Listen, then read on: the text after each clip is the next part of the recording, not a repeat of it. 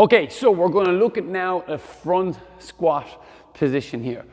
This way is a great way of loading up our legs by putting that external weight with a barbell, but also now bringing it to the front. It's going to load up our core, hit a little bit more of our quads as well, and then into the major groups there where we're going to look at getting our hamstrings and our glutes also. Okay, when we're performing this one, I'd normally recommend having the bar height slightly underneath shoulder height here. Again, so that we're not bending down too low and we want to unrack a heavy weight. And also then we're not on our tippy toes if the bar is set too high.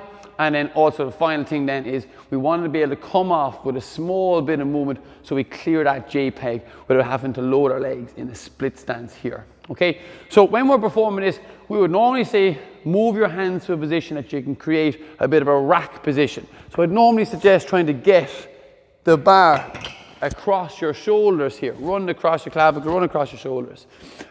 We try and use the hand position here. So what we look at is getting the thumbs in, come right up to create that elbow position here nice and forward, and the bar sitting on across the shoulders, across that rack position. So as I come in, elbows nice and tall, take a step out. You don't have to have a full grip, you can relax it. Try and have it sit on your shoulders.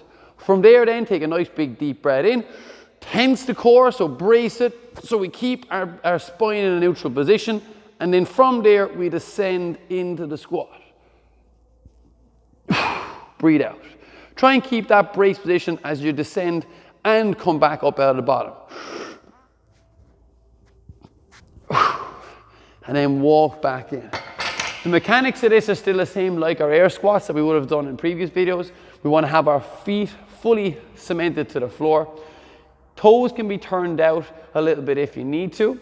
Generally 10 to 2 is what most people would do. But the main thing is keeping your knees tracking over your toes. Keeping the upper body position is essential, so keep that nice and strong in the trunk, and the crease of the hip goes below the knee.